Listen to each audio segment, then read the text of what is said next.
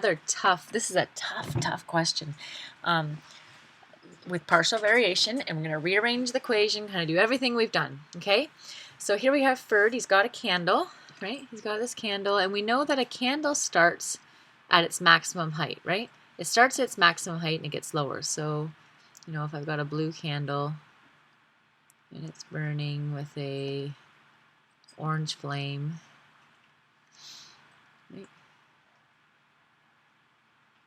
That's not a very nice candle, but the idea is that this height, which started out as 13 centimeters, okay, this height is going to drop with time, and it drops at a rate of 0.2 centimeters every minute. So if you sat there with a clock and with a ruler, you would see that this height every single minute would be 0.2 centimeters less than it was before. So first it says to write an equation for the height. Well, the equation is it starts at 13 and it drops, right?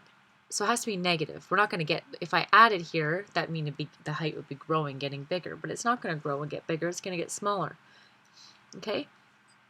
So it's a negative to make it smaller, 0.2 centimeters times the number of minutes. Okay, so that's my equation. Notice that it says in the question it gave us h and it gave us t, so we want to use those two variables, just like it asked. Okay?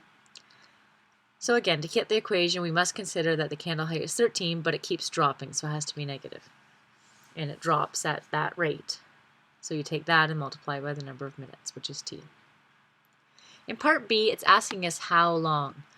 How long can mean distance or height or something like that, but how long does it take for the candle to get to that height? So you have to sort of realize that it's actually not asking for a height, it's asking for a time, sorry. So, are you yawning too? So, we're given 10 centimeters. We want to know how long it takes to get to that height, and we're looking for time. So I'm going to use my formula. My formula, of course, we had here. But instead of writing h, I'm going to write 10, because that's the h we're given. And then I follow the same steps to rearranging, right? So first step is to subtract 13 from both sides. The 10 minus 13 equals all this. Then negative 3 equals negative 0.2t. And again, you might think, oh, that looks awful. Just treat it the exact same as we have.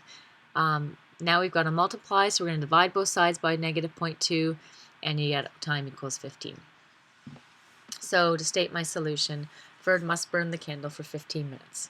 And you think about that in context, and it makes sense. He starts at 13 centimeters. To get to 10 centimeters, you have to burn it for 15 minutes. Okay, so it makes sense. The answer makes sense. It's a hard question, but I notice it's called partial variation, and we haven't really brought up partial variation anywhere. But the reason is that my equation, look, has a number by itself and then subtract by a rate, or a rate subtracted or added to it. A rate times the number of minutes. All right, so here's assignment question you can work on, and that's it for this unit. Once this assignment question's in, make it awesome, hand it in, and that'll be it for this first assignment of this section.